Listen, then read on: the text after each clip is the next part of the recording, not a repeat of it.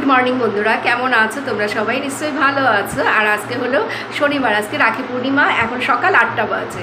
এই 15-20 মিনিট আগে স্নান সেরে ঠাকুর ঘরে আসলাম, বাইরে গেলাম একটু তুলসী মন্দিরে জল দিতে, তারপর সেখানে গিয়ে একটু সবার সাথে টুকটাক আর কি বাক্য আলাপ হলো, কথাবার্তা হলো, ওই মানে ওই পাশের বাড়ির সাথে একটু কথা বললাম।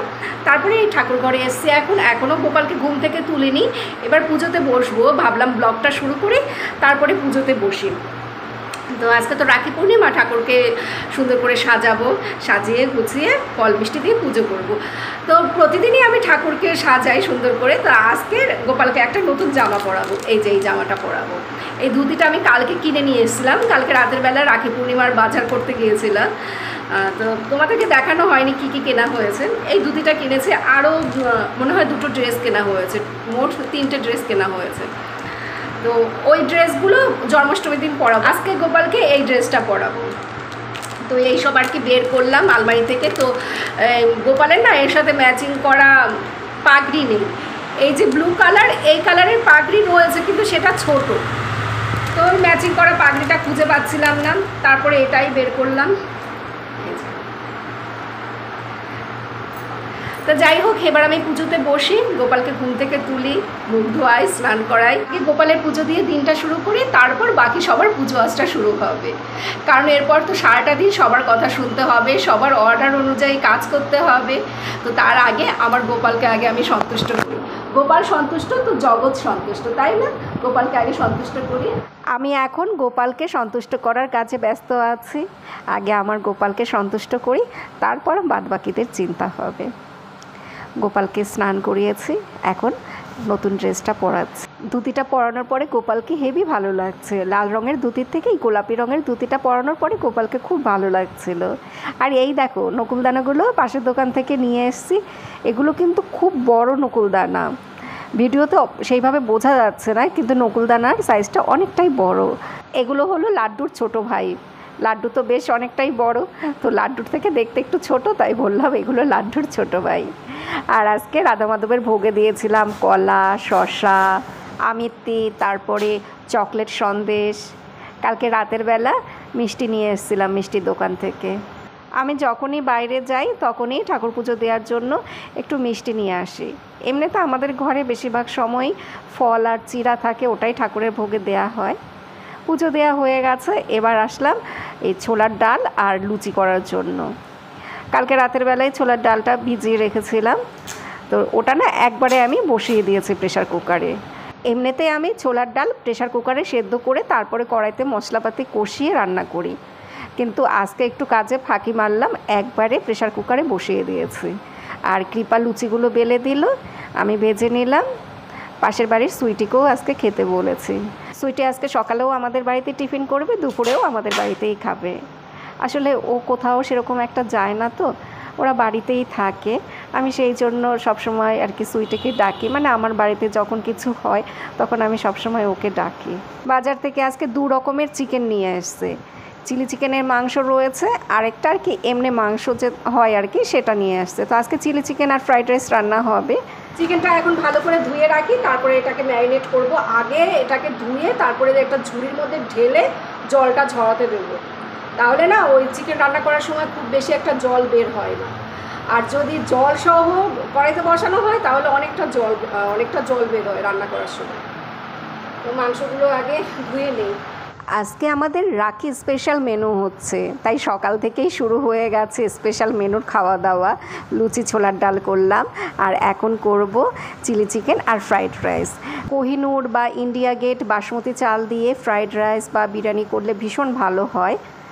বিরিয়ানিটা বেশি ভালো হয়, মানে আমার না এই প্যাকেটের চাল দিয়ে বিরিয়ানি রান্না করতে এত ভালো লাগে। ভাতটা একদম ঝরঝরে হয়, বিরিয়ানি রান্না করার পর না দেখতে ভীষণ ভালো লাগে। তো চালটা আমি এখন ভিজিয়ে রাখছি। সমস্ত সবজিপাতি এখন কেটে নিতে হবে, কোনো কিছুই কাটাকুটি করে রাখিনি।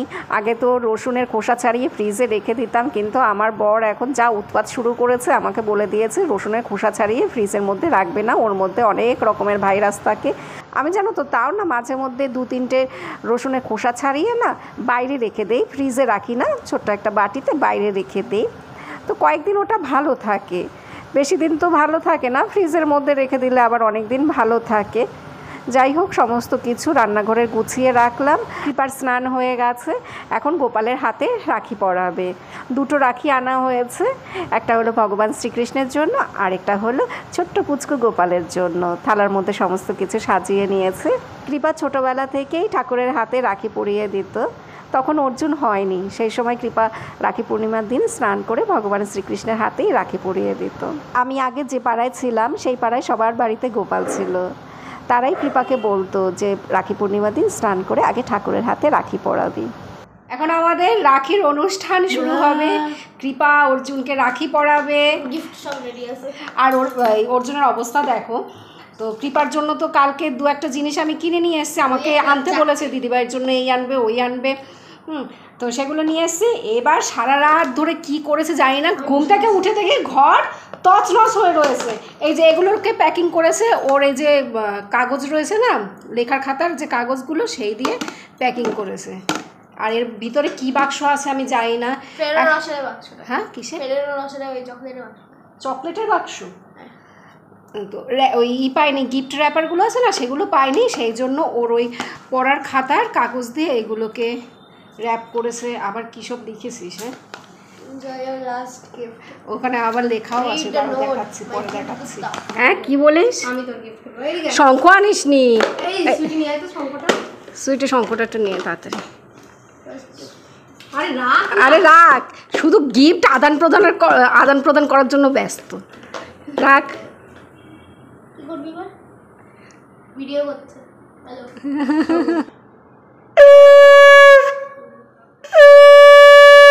প্লিজ ভয় লাগছে আমার।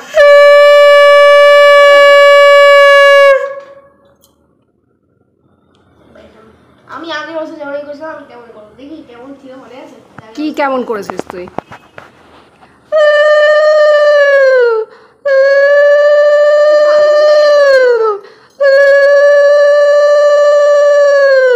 সাথে সাথে কেউ ফেলে দেয় বাবু।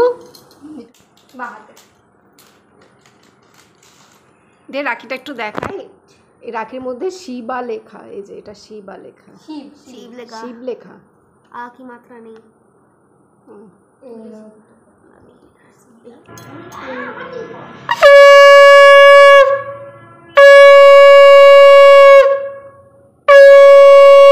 জন্য চকলেট সন্দেশ নিয়ে এসেছি। তুই চকলেট সন্দেশ ভালোবাসিস তাই।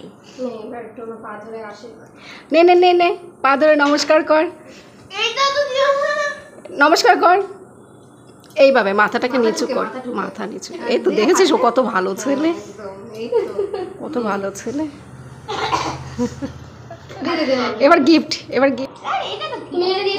এই হলো 1 নম্বর গিফট, মেকানিক্যাল পেন্সিল। আর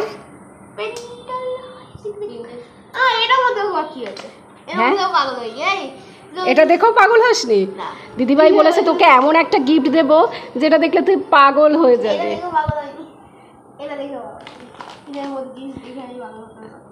পাগল হলে তো খারাপ, তাহলে তোকে পাগলা গারদে নিতে হবে। এটার মধ্যে সব খাবারের আইটেম। এবার বড় গিফট।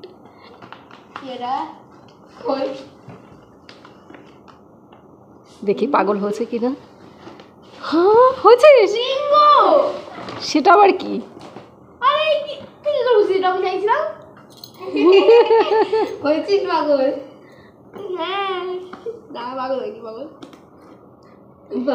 কি এগুলো, কি বলে এগুলোকে?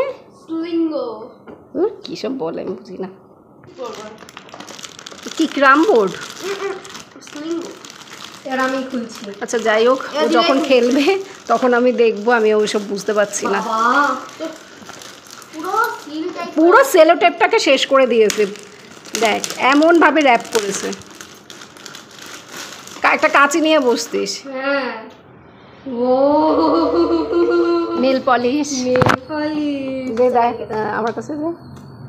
এই কালার আছে তো না, আমি পছন্দ করে নিয়ে এসেছি। এটা কি জ্যামিতি বক্সের মধ্যে প্যাকিং করেছে? হ্যাঁ, তুই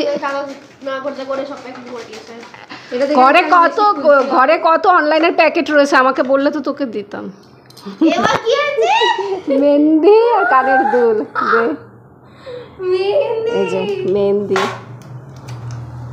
কেমন এবার কি সুন্দর। কানের এবার দুল। দেখিস পাগল। এবার ভালো হয়েছে। Note two. এই যে ক্লিপ। Note two. এই হলো কৃপার গিফট, এগুলো অর্জুন দিয়েছে। কি লিখেছে রে? দাঁড়াও আগে দেখিনি। খারাপ কিছু লিখেছে কিনা সেই জন্য কৃপা আগে পড়বে না। Always beat you, but whatever I do to you, don't you beat me, or whatever you are my sister, and I beat you many times, but the same I love you, my sister. Pushali de Arjun de happy Raksha Bandhan. দুই ভাই বোনের মধ্যে এত মিল, এত ভালোবাসা, এটা যেন সারা জীবন থাকে। ঠাকুরের কাছে আমি এটাই প্রার্থনা করি। অর্জুন দিদি ভাইয়ের পিছনে লাগে, ঝগড়াঝাটি করে, কিন্তু আসল জায়গায় না ঠিক আছে। ও আমাকে 2-3 দিন আগে বলে কি, মা বাজার থেকে দিদি ভাইয়ের জন্য কানের দুল, লিপস্টিক, মেহেন্দি, চুলের ক্লিপ এগুলো সব নিয়ে আসবে। আর তুমি সস্তার জিনিস আনবে না, 10 টাকা দামের কানের দুল কিন্তু আনবে না, ব্র্যান্ডেড লিপস্টিক নিয়ে আসবে। তো লিপস্টিক আমি আনিনি, কারণ লিপস্টিক আমার পছন্দ হয়নি। ও আবার আমাকে সেটা বলল যে তোমাকে লিপস্টিক আনতে বলেছিলাম, কেন তুমি আনোনি লিপস্টিক দিদিভাইয়ের জন্য? তো ওর এইসব কথা শুনে না আমার খুব ভালো লাগছিল। কৃপা তো বড় হয়ে গেছে, কিন্তু অর্জুন তো ছোট, তো ওর মুখে এই সমস্ত কথাগুলো শুনে আমার এতটা ভালো লেগেছে। ওই জন্যই বললাম, ঠাকুরের কাছে সবসময় এটাই চাই, ওরা দুই ভাই বোন যেন সারা জীবন এইভাবে মিলেমিশে থাকতে পারে। সুইটির জন্য কোনো গিফট আনা হয়নি, কারণ এই বছরই সুইটি প্রথম কৃপা অর্জুনকে রাখি পরালো। ওই কারণেই আমি ওর জন্য কোনো গিফট আনিনি, পরে ওকে কিছু একটা কিনে দিতে হবে। রান্না কমপ্লিট।